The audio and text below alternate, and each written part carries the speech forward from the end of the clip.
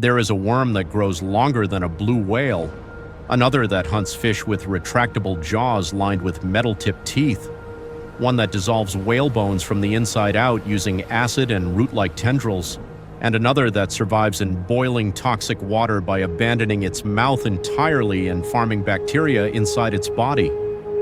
These are not science fiction monsters, they are real, and they all live in the ocean. On land, worms are pretty much harmless. They spend their lives burrowing through soil, decomposing dead leaves and aerating the ground. They are soft, slow, and vulnerable. Most are not even longer than your hand. They avoid predators by hiding, and they avoid competition by eating what nothing else wants. But in the ocean, something different happened to them. The same basic body plan, a soft segmented tube, was taken by evolution and twisted into forms that seem designed to disturb. Worms that became apex predators, worms that became living chemical factories, worms that abandoned eating altogether, worms that grew so large they defy comprehension. See, the ocean didn't just allow worms to survive, it pushed them to evolve into something we were never supposed to see, and this video tells you why. To understand why ocean worms become monsters, we first need to understand why landworms don't. Earthworms are decomposers. Their entire existence revolves around breaking down organic matter such as dead leaves, rotting wood, and animal waste. On land, these materials are abundant. A single square meter of forest floor can contain thousands of earthworms, all feeding on the same endless supply of decaying vegetation. So, because food is plentiful and competition is low, there's no evolutionary pressure to grow large or develop weapons. That's why earthworms win by numbers, not by strength. But in the ocean, competition is the name of the game. In water, resources are usually scarcer but far more nutritious. Yes, dead leaves may drift from time to time very slowly. But fish are packets of protein and fat, concentrated energy wrapped in scales. Any worm that could catch fish would have access to a food source earthworms could never exploit. So some worms become predators, and the ocean makes them very, very good at it. The bootlace worm, Lineus longissimus, holds a record that most people find difficult to believe. It is the longest animal on Earth. In 1864, a specimen washed ashore in St. Andrews, Scotland, after a storm. When scientists measured it, the worm stretched over 55 meters, longer than a blue whale, longer than most commercial jets. Some reports even claim specimens exceeding 60 meters have been found, though these remain unverified. Still, here's what makes it truly strange. The worm is only 5 to 10 millimeters wide, meaning it doesn't need size to hunt.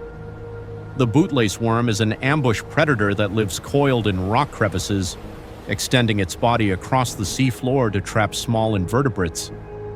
The simple math to it is, its length allows it to cover more ground, and more ground means more prey. But the real reason the bootlace worm can grow so long is oxygen. Most animals rely on lungs, gills, or specialized respiratory organs to absorb oxygen. The bootlace worm has none of these organs. It breathes entirely through its skin. So, given its length plus the greater surface area it can cover, the worm efficiently absorbs dissolved oxygen from seawater. Another thing is, the bootlace worm is not a predator in the traditional sense.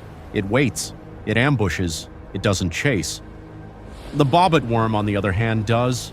Bobbit worms can grow up to 3 meters long, though most are between 1 and 2 meters. They bury themselves vertically in the seafloor, leaving only their jaws exposed. Those jaws are lined with sharp, metal-tipped teeth, and the edges contain high concentrations of copper, zinc, and manganese, making them harder and sharper than bone.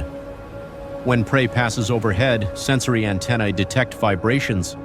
The worm strikes in 300 milliseconds, faster than a human can blink.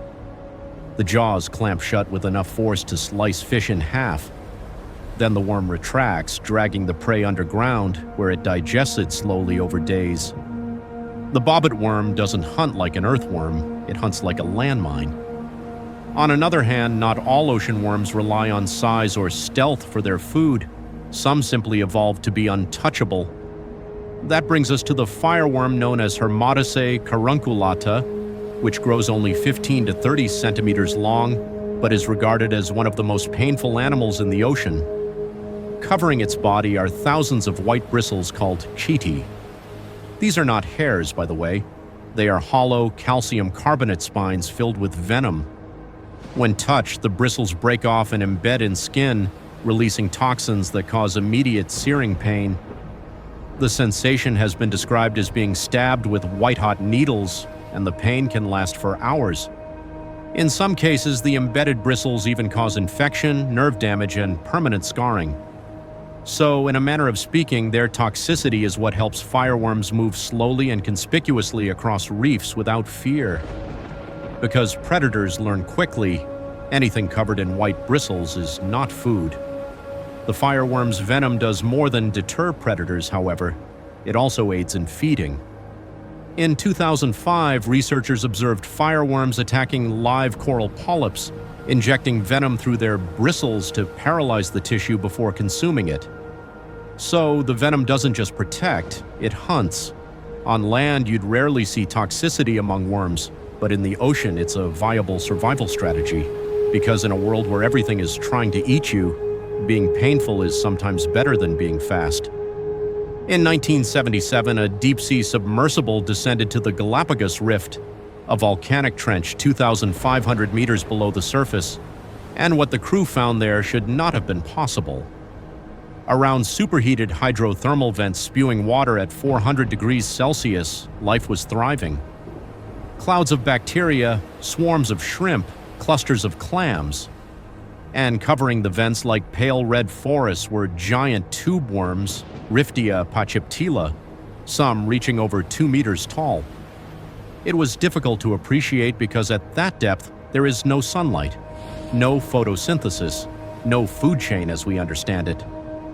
The water itself was toxic, saturated with hydrogen sulfide, a poison that would kill most life in minutes. And yet the tube worms were thriving. When the scientists on that expedition collected the first specimens and dissected them, they then discovered something truly disturbing. The worms had no mouth, no stomach, and no digestive system at all. So how were they eating? The answer lay inside their bodies. Packed within a specialized organ called the trophosome were colonies of chemosynthetic bacteria. These bacteria absorbed hydrogen sulfide, oxygen, and carbon dioxide from the water and converted them into organic molecules, essentially food. The worm provided the bacteria with a safe home and a steady supply of chemicals. The bacteria provided the worm with all the nutrients it needed to survive. It was a perfect symbiosis between two key players in the ecosystem. The ocean is naturally not kinder than land. It is harsher. Resources are scarcer, pressure is higher, predators are faster, and competition is fiercer. The environment is simply more hostile with freezing temperatures, toxic chemicals, and complete darkness, and yet life thrives. All because the ocean removes one constraint that limits land animals: gravity. Without gravity, worms can grow longer than whales. They can bury themselves vertically in sand and strike like trapdoor spiders. They can drift in open water, pulsing through the dark. They can anchor to volcanic vents and survive in boiling poison. These are advantages that they can harness because the ocean allows experimentation.